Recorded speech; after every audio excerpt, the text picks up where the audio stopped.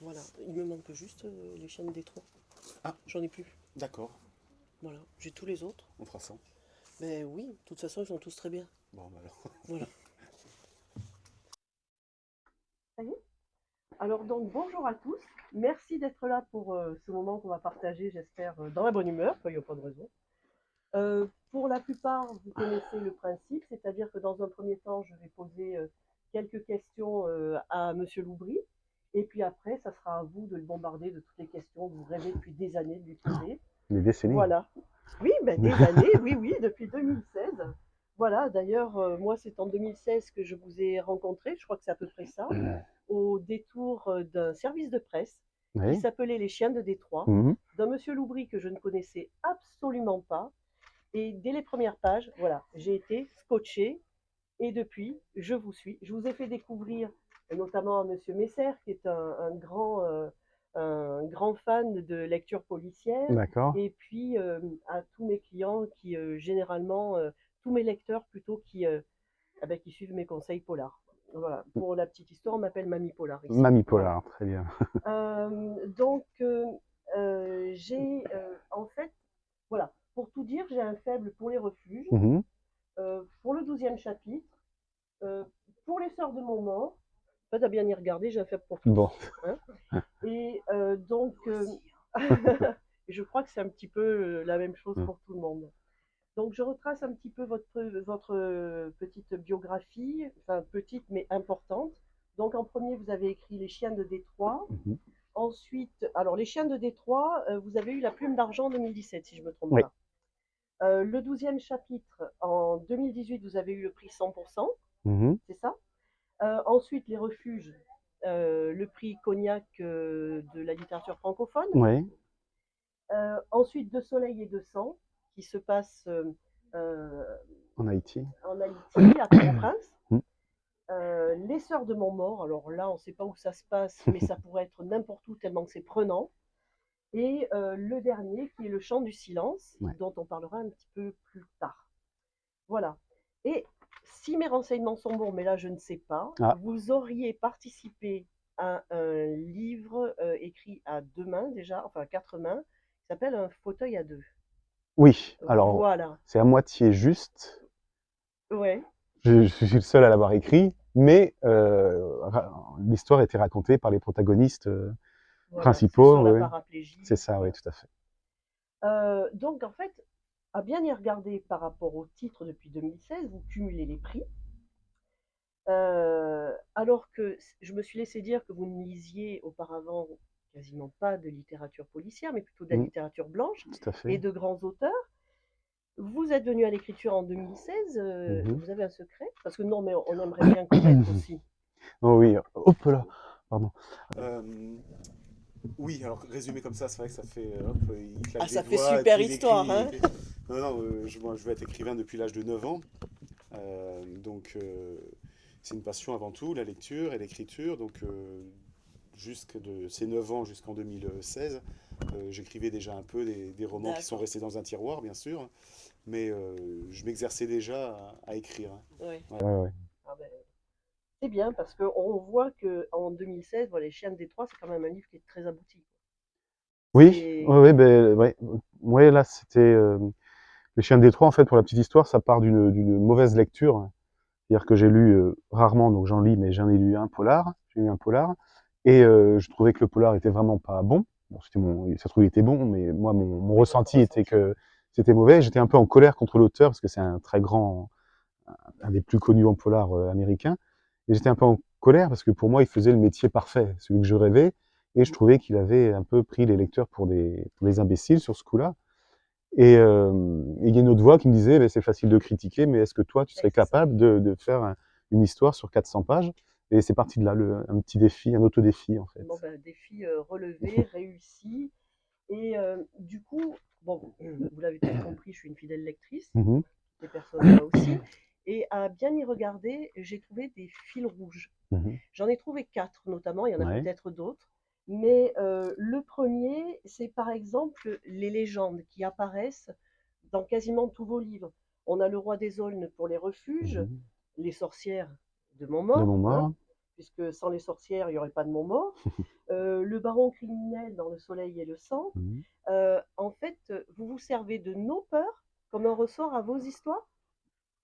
Alors, je me sers déjà des miennes, de mes Oui, peurs, donc je pense qu'on en partage, il y a des peurs universelles.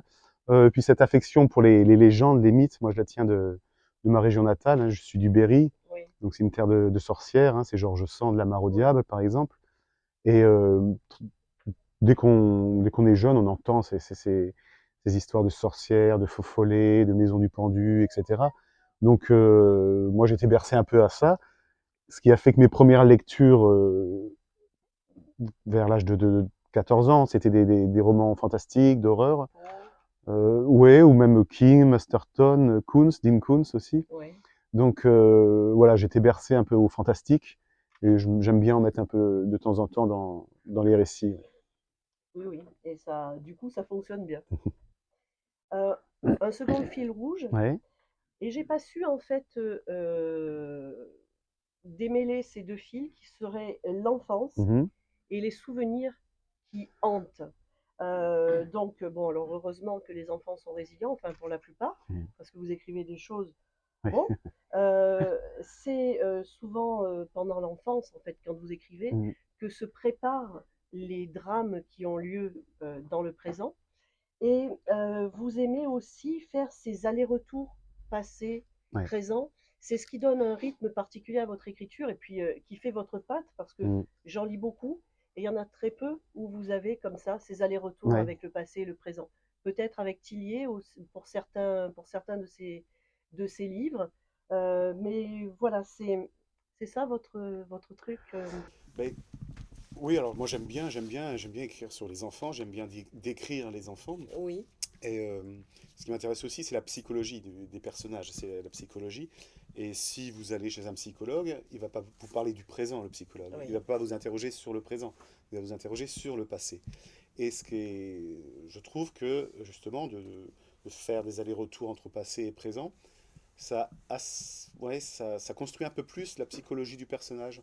On, on s'attache un peu plus parce qu'on s'attache plus facilement aux enfants, bah oui, les pauvres chéris. voilà, aux souffrances des enfants. Et après, ça explique peut-être les revirements futurs. Donc, pour traiter de la psychologie d'un personnage, je trouve que c'est important de faire quelques pas en arrière Oui. pour raconter. Ouais. Il faut dire que vos personnages ont vraiment une densité. Dans certains polars, les personnages perdent de la densité par Mhm. rapport à l'intrigue, mais vous réussissez à mêler la densité du personnage à la force de l'intrigue, et c'est ce qui est intéressant. Troisième fil rouge, Ouais. l'aspect social. L'aspect social, voilà, par exemple, on a, dans les chaînes de Détroit, on a Détroit qui est une ville qui se meurt complètement. On a une catastrophe pétrolière dans le champ du silence. D'ailleurs, je me Mhm. suis demandé si vous faisiez référence à une catastrophe particulière comme la Moco Cadix ou le Bugalet Braise. J'ai pas su Mhm. par rapport aux dates, Ouais. ou peut-être que vous avez mêlé un petit peu les deux aussi, hein, c'est votre rôle. On a aussi, avec le 12e chapitre, une usine qui ferme ses Mhm. portes.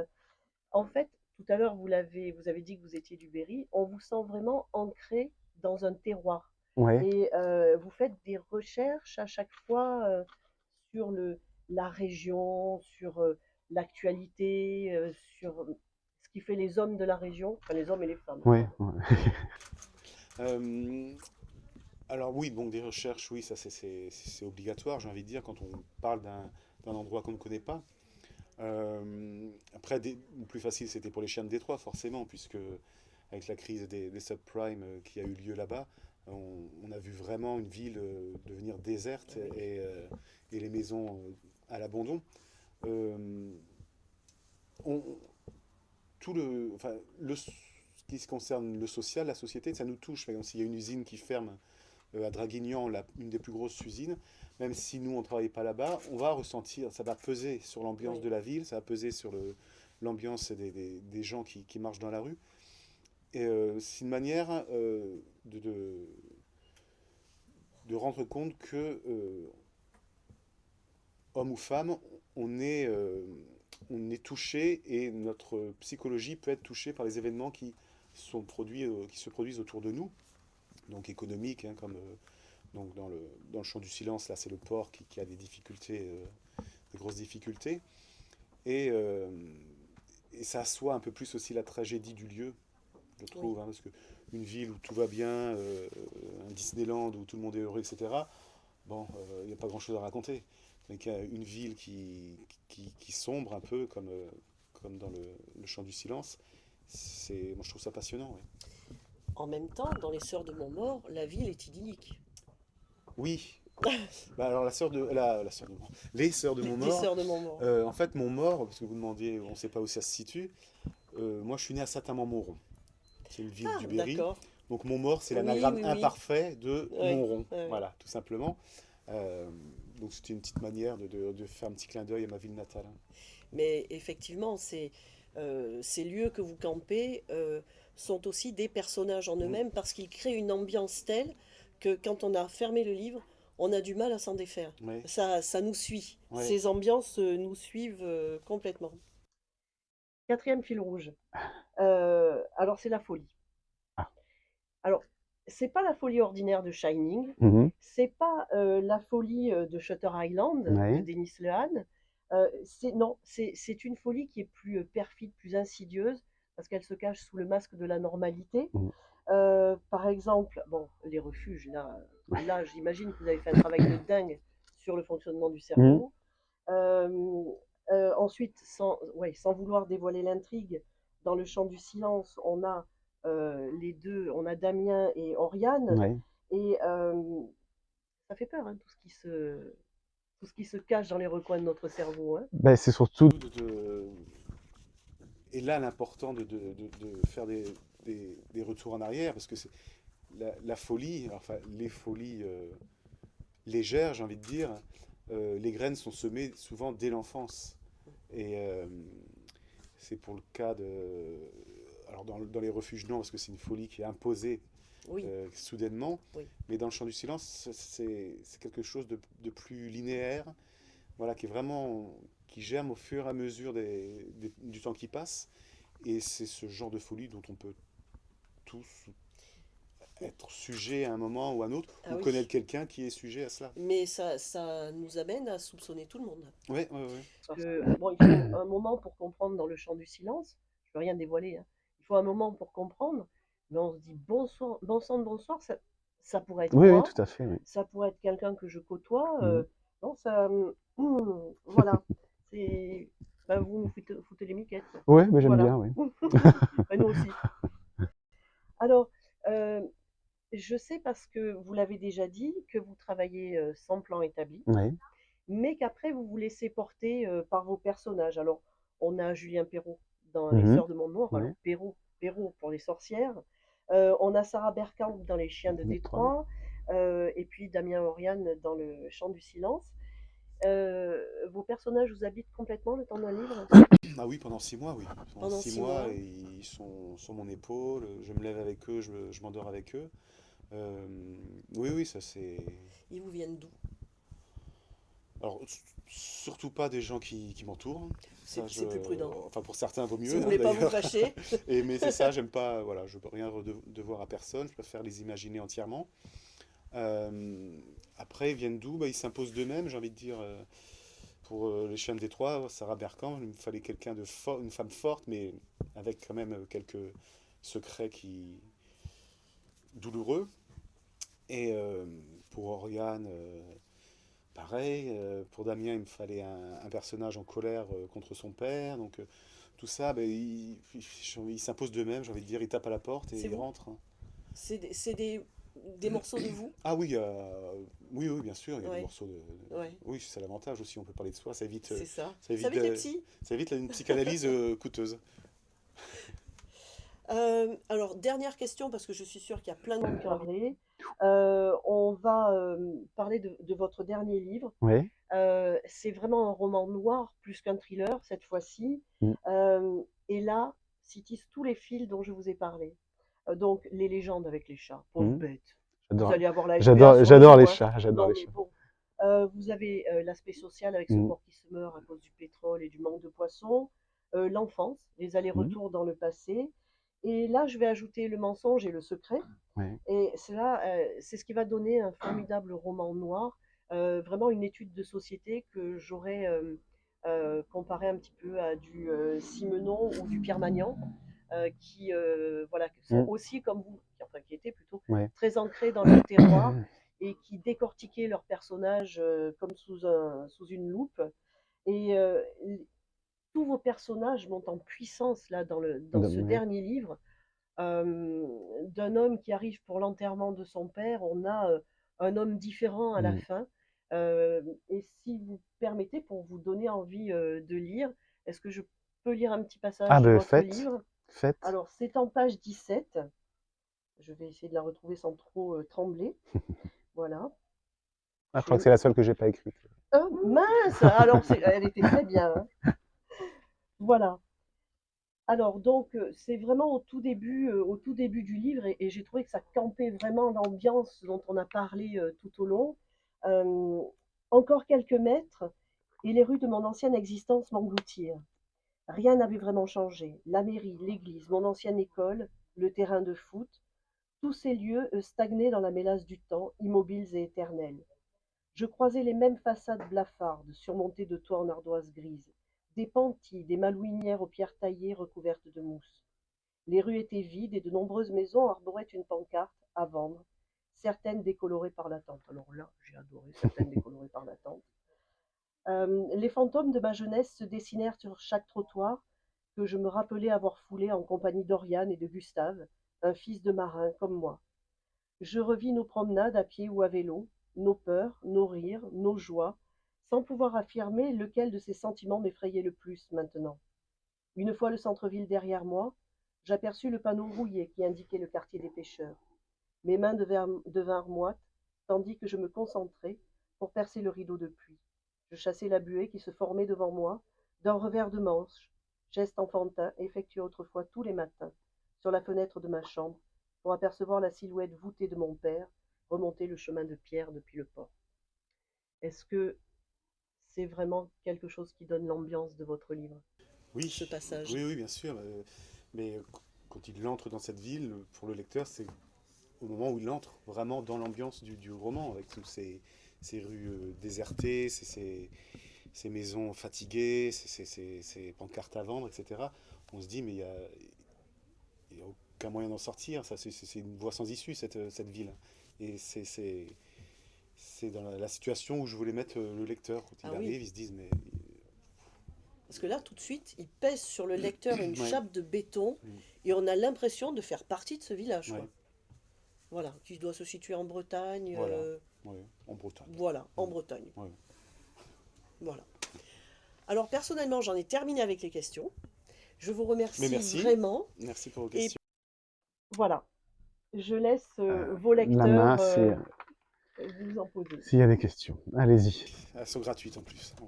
profitez-en. Monsieur Messer, vous qui aimez toujours parler.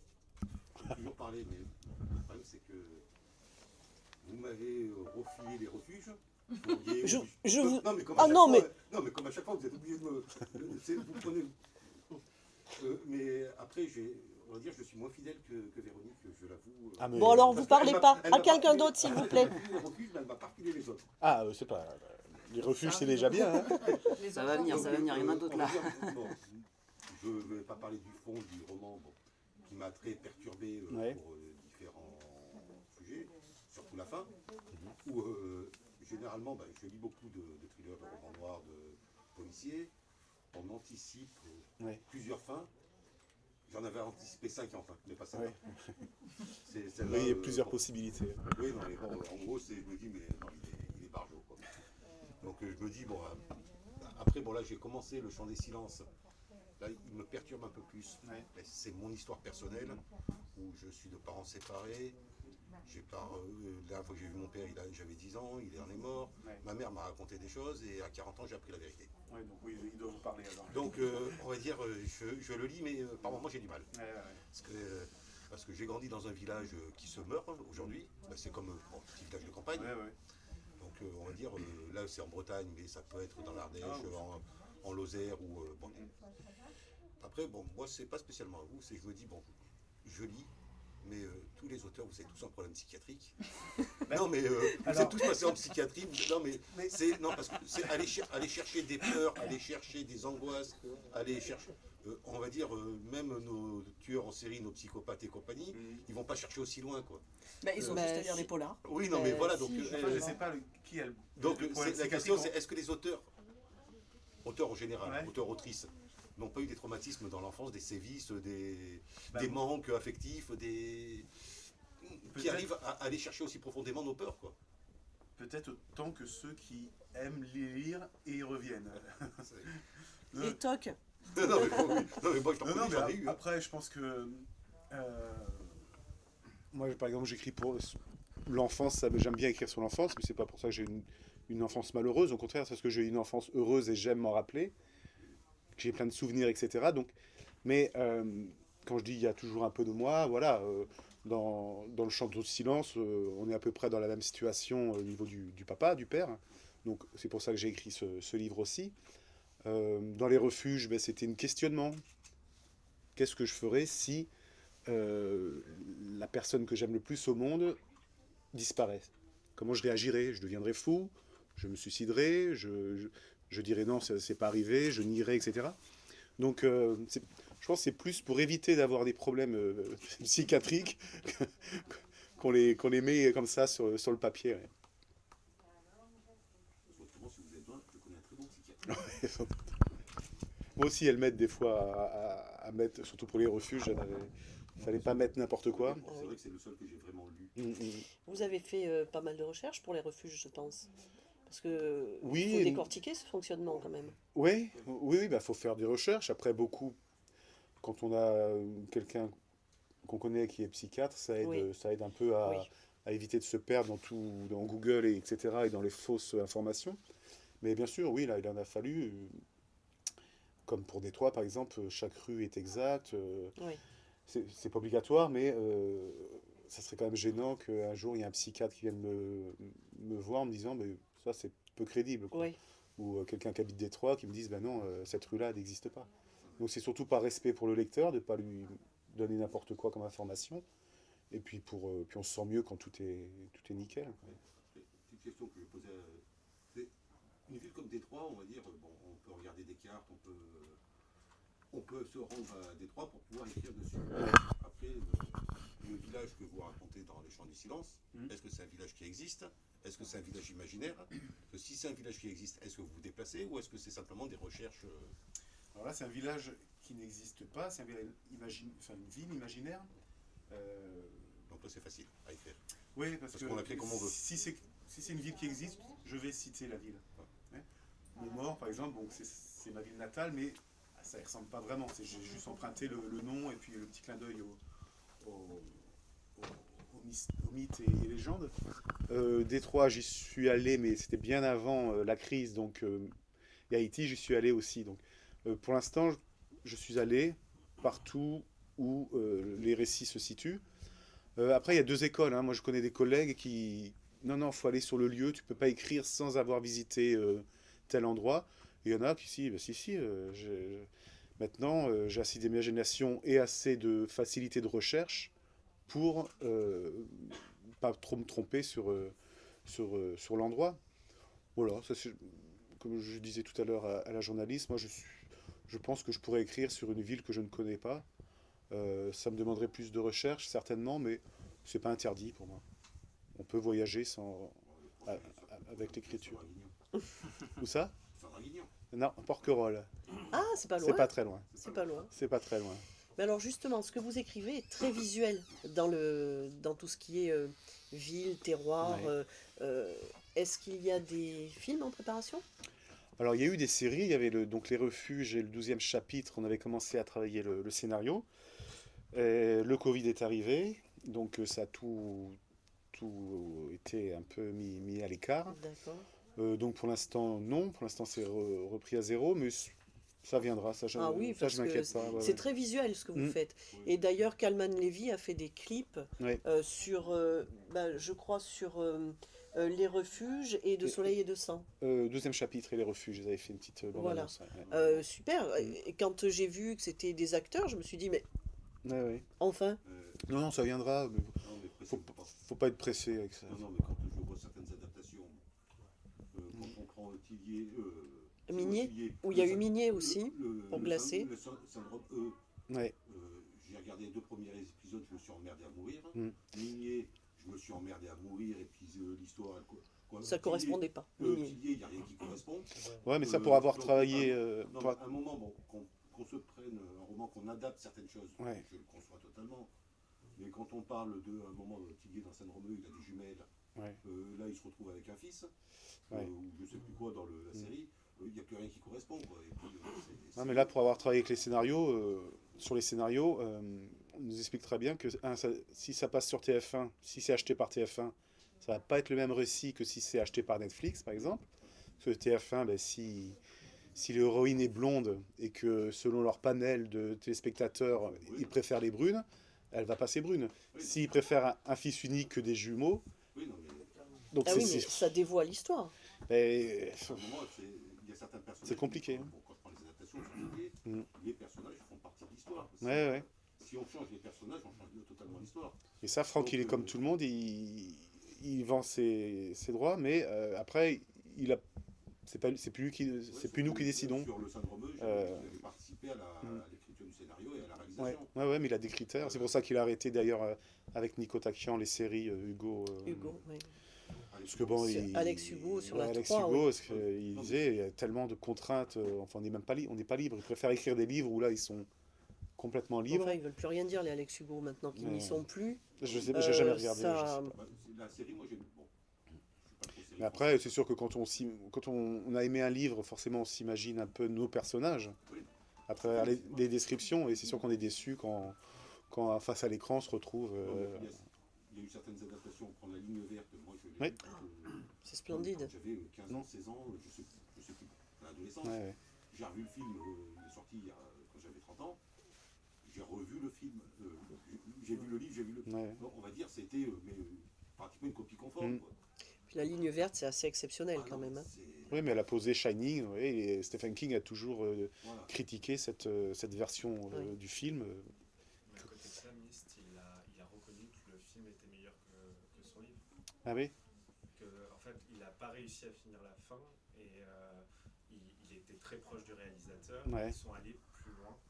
Et, je pense que c'est aussi voir Après, je d'une pense que autre Stephen façon. King, s'il veut dire non, c'est une blonde et elle reste blonde, là, je pense que. Vous en avez pas marre de tuer les blondes, s'il vous plaît? Une rousse? Ou une rose, voilà. Voilà. Allez, Allez. vas-y, Gaëtan. Les personnages vous viennent naturellement.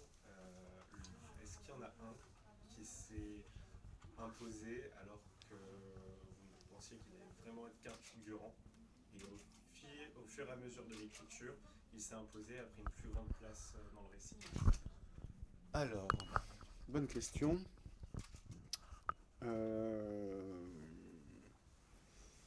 Bah déjà, le personnage qui pour moi est. Bon, c'est le premier, c'est Sarah Bergkamp, donc dans Les Chiens de Détroit.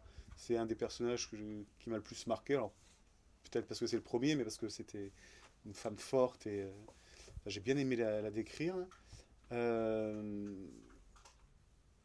ils sont tous à peu près à égalité, j'ai envie de dire, dans les romans. Ils sont tous, j'essaie de les traiter tous de la même manière, aussi bien les méchants que les gentils, que les personnages secondaires. Là, dans le Chant du Silence, les personnages secondaires, mais j'ai envie de dire qu'il n'y en a pas. Tous les personnages qui, à un moment, arrivent dans le récit, ils ont leur leur place. importance, ils ont leur force ou leur faiblesse. Peut-être dans celui-ci, c'est le personnage qui je suis peut-être plus attaché, c'est Lily la Folle, par exemple. Ah, elle est très attachante. c'est- Mais tous vos personnages souffrants, Ouais, ils sont tous en souffrance. mm, Et tous sont terriblement attachants. ouais. Gentil, méchant, telle est la question, on ne sait pas. Mais, oui, moi j'aime bien qu'à un moment on se dise, ben, en fait, le méchant, on l'aime bien quand même. C'est ça. Parce qu'il y a quelque chose qui, justement, qui explique son comportement. Et qui nous parle aussi. Et qui nous parle aussi, oui. Merci. D'autres questions? Comment vous travaillez vos personnages? Est-ce que vous avez un plan pour savoir sa taille, etc. Alors, etc. Quand je suis arrivé chez Kalman Levy, donc le premier bouquin, Caroline Lépée m'a dit qui serait bien de faire quand tu fais créer tes personnages, c'est de faire une fiche signalétique en fait, hein. Voilà, bon, taille, couleur des cheveux, caractère, etc. Et je lui ai dit oui gentiment et poliment parce que c'était mon éditrice que je venais de rencontrer. Mais non, je travaille, ils viennent, c'est l'imagination en fait. J'écris pas, je les décris pas non plus sur une feuille en me disant tiens, il va être droitier, il va être têtu, il va être colérique, etc. Non, je les imagine et après c'est une fois que je suis devant l'ordinateur que là je vais mettre leur fiche signalétique de chapitre en chapitre avec leur réponse à des questions, ce qu'ils vont faire à certains moments. Donc je les travaille dans ma tête, mais comme je fais pas de plan non plus, Et vous trouvez souvent des incohérences ou parce que entre ce qu'on imagine au début, comme vous disiez, entre gaucher et droitier, ouais. vous les rattrapez les incohérences? C'est votre éditeur, c'est Non, les incohérences, il n'y en a pas eu. Souvent, les incohérences, les coquilles, c'est sur les dates, parce que bon, comme il y a pas mal d'allers-retours, oui. puis moi, je suis un peu tête en l'air, donc je peux me tromper d'1 ou 2 ans, et ça, c'est rattrapé. Mais sur les personnages, non, non, non, mais ils s'installent tranquillement, et voilà. D'accord. Il n'y a pas... Ils font leur vie. Ouais, oui, oui, ils se promènent dans l'histoire, et puis... Ouais, vraiment, ils s'installent. L'histoire, c'est leur maison, ils s'installent, et après, on y... Et quand vous commencez à écrire un ouvrage, ce sont les personnages qui viennent d'abord ou c'est l'histoire qui vient d'abord? Alors, c'est pas les personnages, ce ne sont pas les personnages. Alors ça, c'est assez abstrait, hein, parce que souvent, c'est en écoutant une musique, et il y a une musique qui va me toucher, qui va me faire penser... pour l'histoire de mon mort, par exemple, d'ailleurs, j'ai mis la liste des chansons en début de livre, où là, les chansons, les musiques sont... C'est pas simplement une playlist à lire, à écouter avant. C'est chaque musique correspond à un personnage ou à un lieu du récit. Donc c'est ces musiques qui m'ont, moi, donné cette ambiance. Donc non, d'abord, c'est l'ambiance générale. Est-ce que je veux... Est-ce que c'est au bord de la mer? Est-ce que c'est dans une ville? Est-ce que c'est à la campagne? Et après, dans les secondes qui suivent, il y a tiens, l'idée générale. Et là, après, il y a les personnages. Oui, simplement, je vais te demander. Tout à l'heure, ça m'a intrigué quand tu as dit que ton éditrice te demandait une fiche signalétique pour tes personnages. Je vois pas bien quel est son objectif. Que je me perde pas dans mes personnages. Que je Ah bon? que je les visualise. Mais Parce que après, j'ai jamais entendu parler de ça. Ça me paraît ouais. tellement curieux comme démarche. Mais après, bon, faut voir que j'avais jamais écrit un livre et que voilà, c'était le premier truc, le premier récit que j'avais envoyé. Ah oui, d'accord. Donc voilà, c'était peut-être pour me mettre plus à l'aise et me faciliter un peu le travail. Mais c'était mal me connaître. Ouais. C'est marrant. J'imagine. Parce qu'elle m'avait dit de prendre des notes aussi. Hein. Vous lui direz pas. Mais... Et vous mettez combien de temps pour écrire un Par ouvrage? rapport au phénomène d'écriture, le nombre de pages d'un bouquin, c'est l'histoire qui vous le donne, c'est l'éditeur qui vous l'impose, c'est... Ça revient à la question. Je mets 6 mois, 6-7 mois pour écrire un livre. Et non, alors rien, enfin moi, ça peut dépendre des maisons d'édition, hein, mais moi, rien ne m'est imposé. Hein. C'est-à-dire que je peux écrire sur ce que je veux, je peux écrire 300 pages ou 500 pages. Non, le nombre de pages, ça pas, enfin, on m'a jamais dit, attention, n'écris pas trop, n'écris pas trop petit. Et moi, pour l'instant, ils font tous, celui-ci est un peu plus long, 440, je crois. Sinon, il tourne autour de 400 pages. Donc, je pense que c'est ce qui me suffit à moi pour mettre l'histoire. C'est ça? 440. Est-ce que vous êtes comme Stephen King qui s'impose J'aimerais bien. 2000 mots par jour Pas du tout. tous les jours Non, bah ça c'est pareil. J'en parlais avec René Manzor. Lui, il faut qu'il soit... Pas que lui, hein. Je sais pas... Mais il y en a, il faut qu'ils soient tous les jours devant leur ordinateur et faire leurs paragraphes, leurs mots, etc.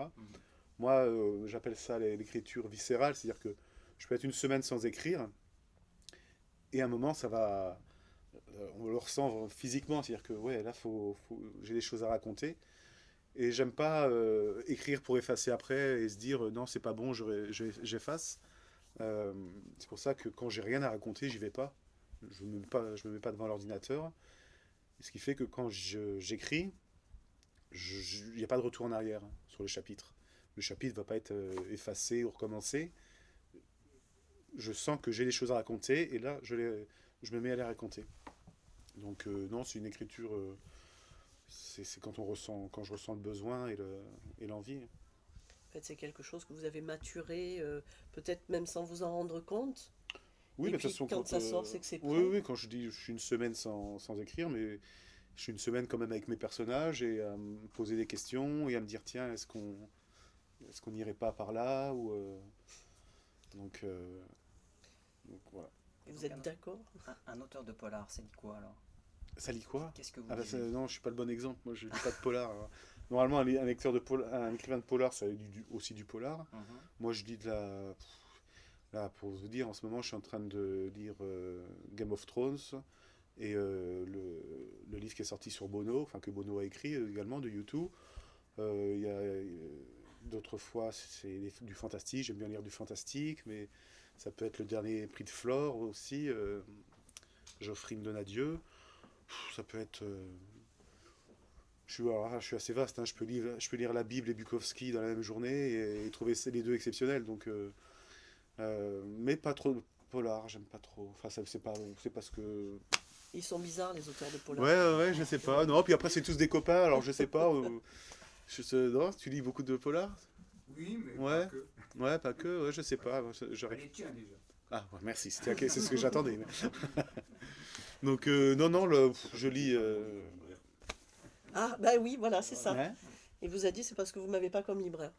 Ben voilà, c'est ça. Voilà, Et merci. si je peux me permettre, est-ce que tu envisages d'écrire de la blanche un jour? Ben, Ah non, Non, bah, non, mais non, on le garde. j'insiste. pourquoi non? Mais on le garde. Non, mais il y a un journaliste qui avait une très belle phrase. Il avait dit, en parlant du 12e chapitre, il a dit c'est la littérature grise. C'est entre la blanche et la noire, hein. J'avais trouvé ça sympa. Mais ce qui me dérange, moi, je serais incapable d'écrire 200 pages sur deux personnes qui prennent le thé, quoi. Il se passe rien. Il se Sauf passe s'il est rien. empoisonné. Ouais, mais voilà, mais sinon, voilà, la blanche, ils ont cette capacité-là à rendre merveilleux une scène qui sortie de là n'est pas exceptionnelle. Moi, faut qu'il y ait un twist, faut manipuler le lecteur, donc je vais rester un petit peu, je pense, dans le noir. Ouais. Vous avez rendu Lily merveilleuse quand même. Lily, oui. Avec son histoire. Ah oui. Son histoire, ses cahiers, Mm. elle est merveilleuse. Ouais. Mais je n'en dirai pas plus, hein. Mais c'est un personnage sur lequel vous auriez pu écrire tellement de pages. Ah Elle, oui, oui, oui. elle-même a écrit énormément de pages. Oui, mais elle-même, oui, alors elle aurait pu être l'héroïne, une héroïne de son propre livre, c'est sûr, hein. Ah oui. Mais oui, mais après dans le chant du silence, j'ai plus. C'est ce qui ressort beaucoup des critiques également. L'écriture est différente. Je voulais un livre un peu plus mature pour Oui. parler de tout du sujet difficile et qui est celui des relations enfants-parents et du silence dans les drames familiaux. Donc il fallait une écriture moins pressée, moins agressive que dans l'histoire de mon mort, où là je prends le lecteur et je m'amuse avec comme un chat avec sa petite balle, quoi. Ah, les chats. Ouais, les chats. Les chats, ils reviennent. Mais à la fin, j'ai mis du chant du silence que dans le prochain, je ne tuerai plus de chats. Et petite dernière question pour vous. Le confinement, pour vous, c'est quel effet au niveau de l'écriture? Aucun. Non, mais les écrivains, c'est un peu des artistes, Ouais. entre guillemets. Ils créent quand ils ont besoin de créer, ils y arrivent. Puis autrement, ça rencontre des gens, ça discute, Oui, oui. ça se balade, c'est sur l'inspiration. Donc le confinement, on reste à la maison. Est-ce que ça a changé votre méthode d'écriture, votre façon de Non, penser, pas du tout. Parce que moi, je suis déjà quelqu'un à la base qui est un peu. Qui aime bien être seul. Pendant l'écriture, je suis pas seul, parce que bon, il y a mon fils et on fait quand même des choses, etc. Mais voilà, on est dans une grotte, hein, pendant 6 mois, parce que la grotte, on l'a créée dans notre tête et on est avec nos personnages. Mais non, le Covid, ça a rien changé. Ça a rien changé. Ça n'a pas perturbé. Enfin, je crois pas, hein, faut voir, après, faut lire les livres, mais je pense pas que ça m'ait perturbé. J'ai une question sur éventuellement des personnages récurrents qui reviendraient. Pour l'instant, non. Pour l'instant, non. J'y avais pensé à un moment avec Sarah Berkamp, donc des Chiens de Détroit. Mais Non, j'ai pas envie de. J'aime bien placer le lecteur dans une position inconfortable qui est celle de découvrir à chaque fois un nouveau lieu, des nouveaux personnages, une nouvelle ambiance, etc. Euh, et puis, non, j'aime bien créer de nouveaux personnages. Après, je dis pas que je le ferai jamais, ça peut arriver, mais pour l'instant, non. J'aime bien aussi, moi, me promener dans plusieurs endroits avec plusieurs personnes différentes. Vous avez peur qu'il vous arrive, comme à Arthur Conan Doyle, être obligé de tuer Sherlock Holmes dans les chutes de Reichenbach? Bah oui, mais c'est vrai qu'on s'attache à nos personnages. Alors j'imagine quelqu'un qui a écrit 10 livres sur le même personnage. Ça va pas être facile à s'en débarrasser. À un moment, je pense qu'il y a même un refus inconscient de s'en débarrasser. Ah, mais lui n'en pouvait plus Ouais. parce que il était assimilé à... Wallander. Ah oui. Mm. Et oui, c'est ça, parce que vous vous attachez à des personnages récurrents, Ouais, liés avec... Je sais pas si on devient même un moment prisonnier de ce personnage. Et Olivier, quand il était venu ici, qui nous disait Oui. que Charcot, avec Charcot et il disait, Hannibal. bon, à un moment, il va arriver à l'âge de la retraite, il va être vieux. Ouais. Il nous disait, mais Charcot ne va jamais mourir. eh oui. En gros, il jamais prendra sa retraite. Mhm. Ouais, je pense que ça peut être piégeux aussi. Oui. Parce qu'à un moment, on peut plus le tuer si tous les lecteurs et lectrices Ah, sont mais fans de. Là, vous recevez des courriers Ah oui. assassins, quoi. Mhm. Non, mais Comme Simon, écrire à côté Oui, des, après, des ouais. romans qui, où il y a Oui. pas de règles, quoi, tout Oui. simplement. sous pseudo. Ouais, comme J.K. Rowling a fait aussi, Oui, hein, oui, pour se oui. débarrasser d'Harry Potter. Elle a C'est ça. écrit un polar, je crois. Oui, elle a écrit un polar, elle a écrit aussi 2 livres en littérature Mm. classique Ouais, ouais. qui n'ont pas eu le retentissement Non. d'Harry Potter, mais... Donc le Et- 7e va sortir quand? Bah, logiquement, janvier 2020, on est en 23, 2024. Donc vous êtes là fin janvier 2024 pour nous en Ben, parler. si je suis dans les. Si je l'ai terminé, oui, oui, oui. Non, non, normalement, c'est bon, j'ai commencé avant-hier, donc si tout va bien, il sera prêt. Donc Quelle imagination. vous avez un objectif de 1 par an. C'est pas un objectif, non, non, c'est mon rythme de travail. D'accord. Là, c'est pareil, la maison d'édition me dit pas tous les ans on attend un livre, hein, pas du tout. Hein, je peux mettre 2 ans ou 3 ans à l'écrire. Mais pour l'instant, à chaque fois que je termine d'écrire le précédent, il y a l'idée du nouveau qui arrive en même temps, donc j'en profite. Quelqu'un d'autre a des questions à poser? Vas-y Luna. Vous êtes déjà représenté en tant qu'un personnage ou un objet, un son ou un souvenir dans un nouveau roman ou pas? Très bonne question. Alors, il y a un certain David Morel qui est l'écrivain, par exemple, le héros du 12e chapitre, et qui revient par petits clins d'œil dans les autres romans. Il y a souvent un personnage qui lit un livre, etc. C'est un peu moi, c'est moi, c'est un petit clin d'œil en fait. Je me place sans me placer parce que je dis pas Jérôme Loubry, mais c'est un peu le petite présence de l'écrivain dedans. Après, sinon non, de manière manifeste non, c'est pas ma place, mais j'aime bien. Voilà, il y a ce petit exemple, mais c'est tout. Après, je fais pas de caméo dans le. Ouais, dans les et livres. vous n'êtes pas non plus comme Hitchcock qui apparaît toujours Non, voilà, dans... c'est ça. Non. Non, non, non. Non. Non, il y a un petit caméo, j'ai mis mon fils dans Les Sœurs de Montmort. Oui. Ah, C'était un peu Faut pour le l'obliger trouver. à le lire, quoi, parce que il a lu que le passage où il est cité, forcément, sinon. Mais non, sinon je reste en dehors de l'histoire. Et à part les projets d'écriture, il y a d'autres projets. Pour l'instant, non. À part les projets personnels qui ne nous intéressent pas. Ouais. De création. Non, non, non, non. Je réfléchis. Non, pour l'instant, non, non. Je reste sur les livres. Il y a Les Refuges qui devraient sortir en BD, normalement, bientôt. Enfin, cette année. Après, bon... C'est la mode, ça. Ouais, ouais, ça marche bien. Ça marche bien. Après, bon, il y avait les scénarios. Il y avait aussi Les Refuges que quelqu'un voulait faire en pièce de théâtre. En pièce de théâtre? Ouais, ouais. Mais bon, c'était avant le Covid et tout ça, j'ai plus de nouvelles et je me disais, je voyais mal comment ils pouvaient mettre ça en place. Non, non, donc pour l'instant, à part le prochain livre, ce qui prend déjà du temps. Vas-y, Luna. Quel conseil donnerez-vous à un auteur de polar débutant? Alors, Cigouille des chats, ça fonctionne. Ouais. On va rester un peu là. non, de pas vouloir être édité, C'est-à-dire? d'écrire pour toi, pas pour être lu. C'est des choses différentes. Il y en a beaucoup qui écrivent pour être lus. Je parle des pros, ceux qui n'ont pas encore écrit de livres, mais qui se lancent qui essaient de se lancer dans l'aventure. Si tu écris pour être lu, tu vas te bloquer. Écris pour toi.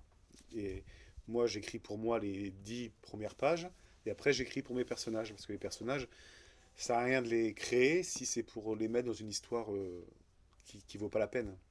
Tu les crées et c'est les tuer directement. Donc écris pour toi et après pour tes personnages et c'est tout. Personne d'autre, rien d'autre. En fait, vous avez un attachement si fort à vos personnages que c'est comme une grande famille pour vous. Ah ouais, ouais.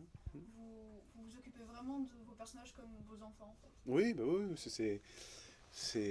oui, bah, souvent entre nous on dit tiens le petit dernier va sortir, c'est le petit dernier enfant, c'est le petit dernier, c'est pas le petit dernier livre, c'est les petits derniers.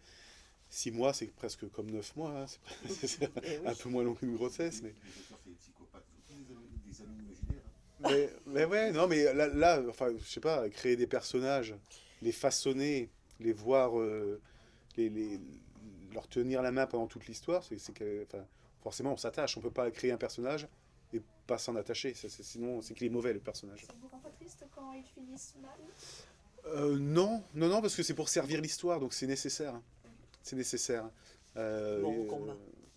oui, c'est pour la bonne cause. Mais non, non, non, la seule période où je pense qu'on partage tous un peu c'est quand il faut les laisser partir. C'est-à-dire quand ils vont arriver après entre vos mains. C'est à la sortie du livre. Là, moi, à chaque fois que je termine je mets le point final. Et quand la sortie approche, il y a une période, moi j'appelle ça la période un peu de deuil. C'est-à-dire qu'on leur dit adieu là aux personnages. Parce que après ils nous appartiennent plus. Ils vont appartenir au lecteur. Comme quand vous avez des enfants. Voilà. Quand C'est ils comme partent du nid, ils vous appartiennent Oui, quand plus. on les lâche pour aller à la première école heure de maternelle et qu'on les voit passer la C'est grille. ça. Là, c'est exactement pareil. Là, et ça aide en même temps à les oublier. Moi, une fois que le livre est paru, les personnages, je m'intéresse plus à eux. Ils ont plus d'importance. Ils n'existent plus. C'est les prochains qui arrivent qui sont importants. Est-ce qu'il y a un gros travail de réécriture? Pas trop. Ça va. Pas trop. Non, c'est ce que je déteste en plus, les corrections. C'est l'étape la plus emmerdante. Parce qu'une fois qu'on a écrit nos livres, on n'a pas envie de revenir dessus. On a passé 6 mois, on a fait 400 pages, on n'a pas envie de revenir dessus. Bon, c'est des petites corrections, mais c'est nécessaire. Donc non, c'est. Il y en a que vous refusez Oui, oui, oui, bien sûr. et ils vous disent rien. Non, enfin, il y en a que je refuse. Ceux que je refuse, c'est parce que Après, je suis assez souple là-dessus. Si on me dit, tiens, là, c'est un peu. C'est pas assez ou c'est too much, bon, ok. Après, il y a des phrases que je ne lâcherai à aucun prix. Et ça, chez Calvin Lévy, ils sont pas embêtants. Comme les couvertures, comme les corrections, si je veux avoir le dernier mot, j'aurai le dernier mot. Mais est-ce que c'est bien d'avoir le dernier mot à ce moment-là? Donc là, faut doser, faut savoir doser entre je veux avoir raison, je veux mettre ça, et en fait, ah non, ils ont peut-être raison, c'est pas terrible. Ça, faut... Et c'est pour ça que c'est une période difficile, parce que c'est une remise en question, en fait, de chaque phrase qui te surligne, c'est une remise en question de ton travail, et tu te dis, est-ce que... Donc faut pas être têtu, et toutes les corrections qu'ils ont apportées, je pense qu'ils avaient raison. Vous avez suivi des cours d'écriture ou Non. Rien du tout. Non, non, non. Non, non. D'accord. Non, non, j'ai jamais assisté d'ailleurs. Je sais pas comment on peut donner des cours d'écriture. Comment on peut apprendre quelqu'un à écrire une histoire, je sais pas. Avant d'être écrivain, Ouais. c'est quoi votre vie d'avant? J'étais responsable de restaurant en France, à l'étranger, jusqu'à 40 ans. Ouais. J'ai fait 6 ans d'école hôtelière. Après, je suis allé à la fac pour. Je voulais être journaliste. Mais à l'époque, il y avait encore le service militaire, donc j'ai dû tout arrêter. Et puis après, j'ai été travailler à l'étranger. Mais je suis beaucoup plus à l'aise là que... C'est formidable de pouvoir faire ce qui nous plaît, ce qui nous tient Ah à bah, cœur. c'est un rêve d'enfant, c'est pas... Ouais, c'est... c'est ce que je rêvais à 9 ans. Eh oui. Donc, À 40 ans, on peut réaliser ses rêves d'enfant. ben oui, mais tout à fait. Mais Tout à fait, il suffit d'y croire, ça fait un peu bateau, mais au moins de le garder un peu avec soi pendant des années, et à un moment, s'il y a l'opportunité, faut... Mais alors justement, dans le 12e chapitre, vous parlez de l'auteur. Oui. À chaque fois qu'on lui pose la question, qu'on lui dit vous avez un travail formidable, c'est une question qu'il redoute et il dit non, on s'ennuie quoi. Ben, oui, non, mais c'est vrai qu'il y a ce côté... c'est pas Gatsby le magnifique, quoi. Il y a ce côté écrivain, c'est 6 mois de solitude. Oui. Après, écrivain, en plus, on n'est pas millionnaire, hein, faut pas se leurrer. Vous en vivez? Oui, moi j'en Oui. vis, j'ai la chance d'en vivre depuis les refuges, mais on est très peu surtout en polar, on est très peu à en vivre. Donc c'est tout sauf voilà, glamour Oui. et tout. C'est pas des soirées à Paris tous les mois, c'est du travail, c'est de la solitude, et c'est croiser les doigts pour essayer d'en vivre. Donc oui, c'est un métier... pour moi, c'est le plus beau des métiers parce que voilà, on fait ce qu'on veut, enfin, on travaille quand on veut, comme on veut, on a la chance de pouvoir s'exprimer et que les personnes puissent lire nos histoires, donc c'est merveilleux. Mais il y a un côté obscur en même temps, Mais de voilà, petites mains. ouais, c'est un beau métier, mais en France, c'est pas le métier. Si vous voulez être riche, ne vous lancez pas dans l'écriture. Ouais. Hein. Ça dépend de l'appel riche. Après, c'est ça. Il y en a, les 2000 euros, ils sont riches. Ouais, non, mais c'est ça. Après, chacun. Non, mais quand je dis une personne qui en vit, c'est pas des personnes qui touchent le SMIC avec l'écriture, il n'y en a pas beaucoup. Hein. Il n'y en a pas beaucoup. Hein. Même dans ceux que vous lisez en livre de poche ou autre, faut qu'ils aient un métier à côté, sinon c'est compliqué. Votre premier ouvrage a été accepté rapidement par un éditeur ou ça a été une bataille Mais non, ça n'a pas été une bataille du tout. Alors ça, c'est pareil, souvent on me dit, mais comment vous avez fait pour être édité? Je dis, j'ai envoyé un mail et c'était bon. Voilà, c'est ça. J'ai envoyé, c'est vrai et pas vrai. C'est-à-dire que oui, j'ai envoyé un mail une première fois donc à Caroline Lépée, qui est très connue dans le métier, puisque c'est elle qui a lancé Guillaume Musso, par exemple, et qui a les éditions de l'Épée en numérique. Et bon, je ne la connaissais pas du tout, j'ai envoyé au hasard, je ne savais pas qui c'était, je cherchais juste une maison d'édition qui recevait par mail, parce que j'avais pas envie d'aller à la poste avec mes 400 pages, etc. Donc hop, j'ai appuyé sur Entrée. Un mois plus tard, elle m'a envoyé une réponse négative, mais c'est pas la réponse, ceci ne fait pas partie des livres que nous publions ou autres. C'était argumenté, c'était voilà ce qui est bien, voilà ce qui n'est pas bien. Ah oui. Elle avait pris le temps. Et je me suis dit, c'est super respectueux, moi j'aime bien ça. Je me suis dit, bon, je vais retravailler et je lui renverrai dans 1 an ou dans 2 ans quand je l'aurai terminé. Ce que j'ai fait, donc je lui ai renvoyé sous un faux nom, j'avais créé une fausse adresse mail parce que je voulais pas qu'elle se souvienne pardon, de Jérôme Loubry. Ah non, c'était pas terrible. Donc j'ai sous un pseudo et tout ça.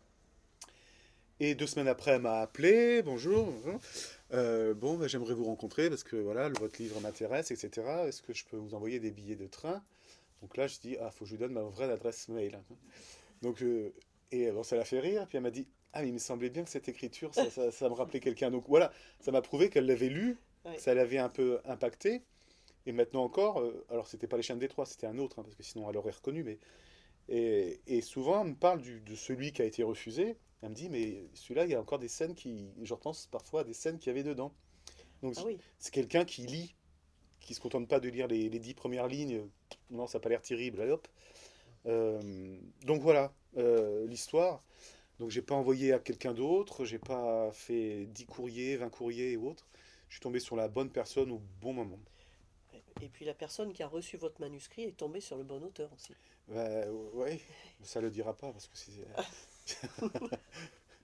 Mais non, non, mais voilà, c'est une belle rencontre et je la remercie à chaque fois parce que voilà, sans elle, je serais pas là. Et on ne vous lirait pas. Exactement. Nous vous remercions de vous être prêté Merci. au jeu des questions. Bah,